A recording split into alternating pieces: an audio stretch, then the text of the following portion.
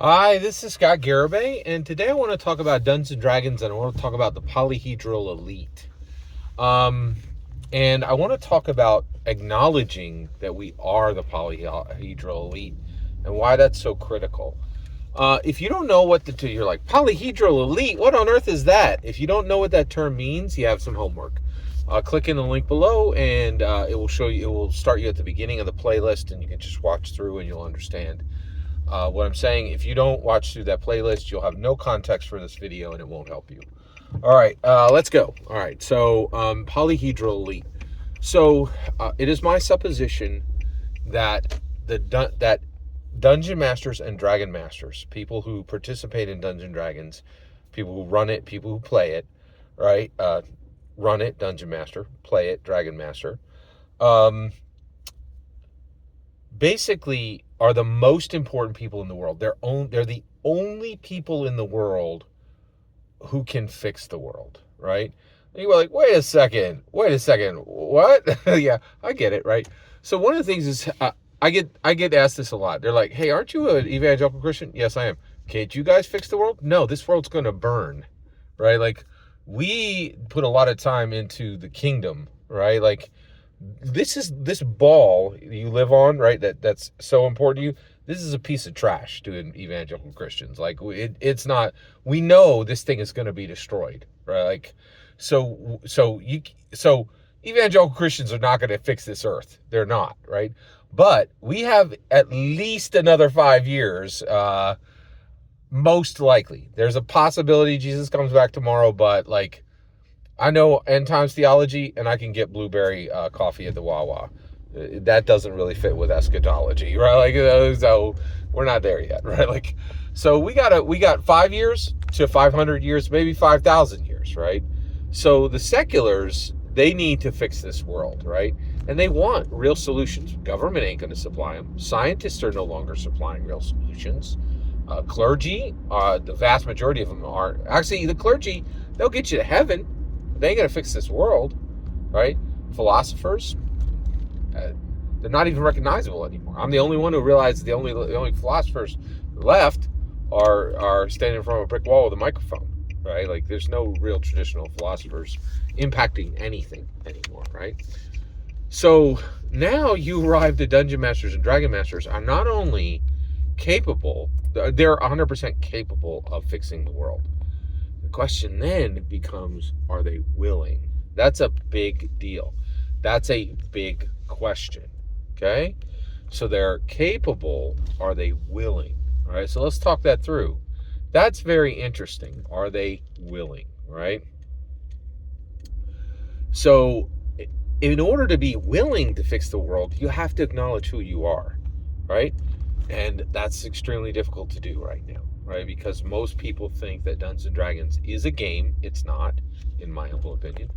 And they think that it's for fun. It's not, in my humble opinion.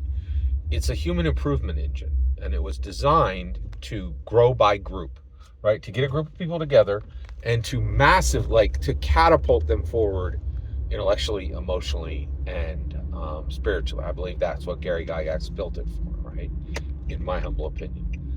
But in order to get there, as the Polyhedral Elite, we have to acknowledge it. We have to acknowledge it. We have to realize that every major problem in the world, inflation, crime, war, can only be fixed by Dungeon Masters and Dragon Masters. And the reason why is it's this remove. Remove is the most powerful thing about Dungeons and Dragons. I just saw the movie Piece by Piece with Pharrell. Now, that is a Lego Dungeons and Dragons movie, right? It uses thousands of pieces that are used in Lego Dungeons and Dragons, right? And so that is a Dungeons and Dragons film, in my humble opinion.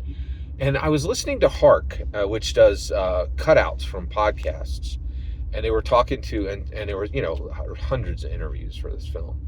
And Pharrell's like, he was like, my manager begged me to do a documentary, and I just didn't want to do it. I'm not gonna plop another pancake on the pile of useless documentaries, like Fleetwood Mac. They did drugs and then they came back and some people listened. He's like, I'm not gonna do it, right?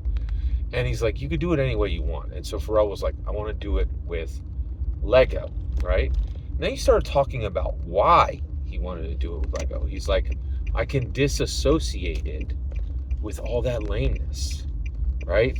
And he was right. Like the Pharrell documentary, I don't think I've ever sat through a music documentary in my entire life, right? And so, but I did sit through Pharrell's, and the reason why is I wanted to see the cars and the fish and the clouds and how all of the terrain was built, because every bit of it is now Dungeons and Dragons, right? So Pharrell's film was Dungeons and Dragons because it was disassociated from the lameness of reality, right? And that's every dungeon master, and that's every dragon master now. We're not limited by the expectations. Like people were like, hey, you're a scientist, you're going to fix this plague we got, right? And they're like, no, we're going to make you wear, we're going to give you a bunch of problems that you don't want. We're not going to fix anything, right? We're just going to limit you, and we're going to take your identity. And people were like, really? That's what you're going to do? And they're like, yes. How do you like it? And everybody's like, we don't like it, right? Like, we don't like it, right? Like, and so the expectations were extremely high. They were, and they were, and the expectations were that literally the scientists would fix the plague, but they didn't, right? They didn't fix anything, right? Like, they just made everything worse, in my humble opinion, right? And so this is the point. Like, Dungeon Masters and Dragon Masters have this incredible opportunity. They have the opportunity to come in sideways and fix problems that people don't even expect them to be associated with, right? But it's the same thing. Pharrell was like, I can't suffer the lameness of a traditional round, right?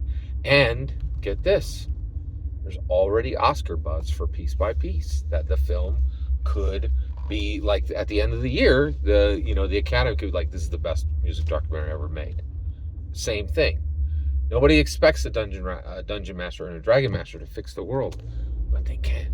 They truly, truly can. But we have to acknowledge it, right?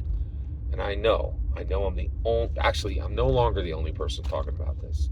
Joe Manganiello said, I'm having elevated conversations with people who've used Dungeons and Dragons to transform their lives and the culture around them. D&D Direct this year said, when you sit at the table, you build relationships that are different. Dungeons and Dragons has a remove. That remove is incredibly valuable.